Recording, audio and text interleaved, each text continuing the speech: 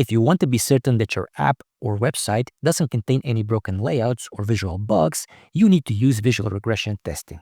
And this is probably the most underused type of testing because developers often feel like it's very difficult to set it up. But that's not the case at all if you're using the right tools. In this video, you will learn how to set up visual regression testing in Percy easily so you never again end up pushing a broken layout into production. Let's dive in. This video is kindly sponsored by BrowserTech. The visual regression testing tool Percy is actually a part of the BrowserTech family. I'm sure you are familiar with BrowserTech. If you're not, you really are missing out. It is the most comprehensive test stack. It's an open and flexible test platform that comes with a number of fantastic AI features. If you want to learn how to create comprehensive end-to-end test suites effortlessly, then check the link on the screen. I've created a guide where I show exactly how to utilize BrowserTech AI. Spoiler alert, it's really great. In this video, I will focus on Percy and on visual regression testing. To use Percy, you're going to need a BrowserTech account. If you don't have one, create one right now. The link is going to be in the description. So hit that link, create an account, and you're ready to use Percy. I'm going to open this card right here. Percy is AI-powered testing tool that you can utilize within your workflow to have comprehensive visual regression testing. Not only that, Percy actually allows you to leverage AI agents to make sense of your tests. AI agents within Percy will help you review visual changes faster, which means you will save a lot of time because you won't have to think about every little detail. AI will figure out exactly for you if there's something off or the changes are so minor that you don't have to be bothered by them. All right, let's set up Percy now. I'm going to hit get started here, and I'm going to be taken to the Percy dashboard.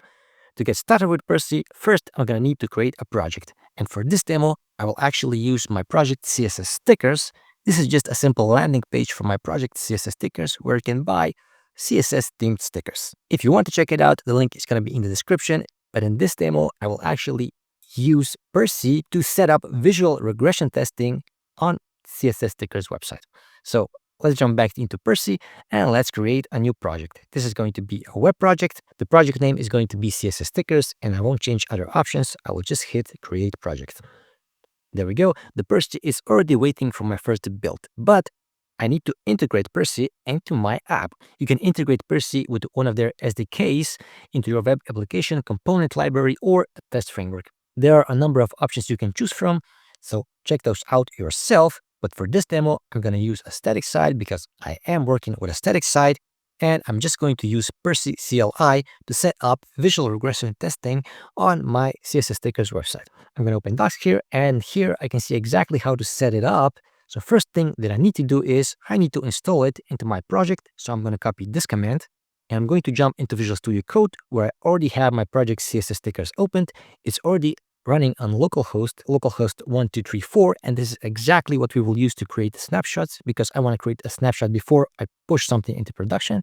So I'm going to open another console window, and I'm going to paste the command to install Percy CLI. Once the Percy is installed, I can run it in terminal exactly like this. The Percy snapshot with options. I can pass options in the console as arguments, or I can actually set up a specific file with my configuration. And that file is snapshot.yml. You can also specify it in a different format, but for this demo, we're just going to use snapshot.yml, and we are going to test localhost, and it's not going to be localhost 8000, but localhost 1234, as you've seen in the Visual Studio Code. So I will return to my editor, and I will create a new file. I will paste in the address localhost 1234, and I will save it as snapshots.yml. Now, if I specify this configuration file, I can run Percy, and it will open this address and create a visual snapshot. Before I can actually use this, I need to set up my authentication. To set this up, I'm going to return to Percy dashboard. I'm going to scroll down here, and I'm going to see my project token. I will copy this, jump into Visual Studio Code, and I will paste this in.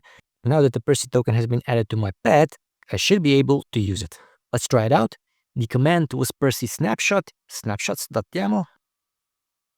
Our first snapshot is already created, and we can see it directly in Percy. I'm going to jump to the admin. A few seconds ago, we have created our first Percy snapshot. It's going to take a few moments to process this, but once it's complete, we're going to be able to see it right here in the interface. All right, Here is our snapshot.